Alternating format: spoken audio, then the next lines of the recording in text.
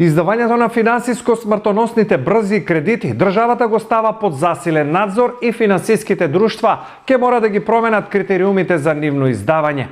Од сега, тие имаат обврска да воспостават систем за управување со кредитен ризик за идентификување, мерење, контрола и следење на кредитниот ризик. Ова меѓу другото значи спроведување процедура за проценка на кредитната способност на барателот, како и процедура за идентификација и ажурирање на податоците на клиентите, нешто што сега е пропишано со правилник. Велат од Министерството за финансии, со примена на правилникот се оневозможува финансиското друштво да одобри кредит на барател кој не е кредитоспособен, односно финансиското друштво пред склучување на договорот за кредит треба да ја процени кредитната способност на барателот на кредит врз основа на информации од страна на барателот и релевантна надворешна база на податоци.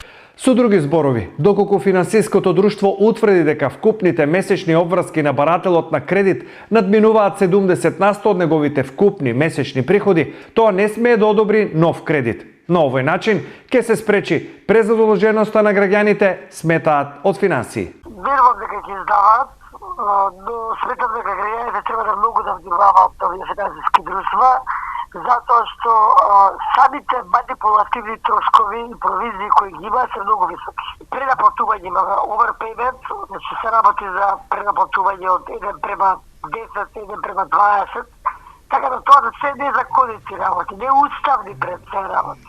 Ново е и тоа што финансиските друштва нема да можат да одобрат потрошувачки кредит со туѓа лична карта, што е еден од клучните проблеми во кои се најдоа стотици граѓани откако нивните лични документи беа злоупотребени.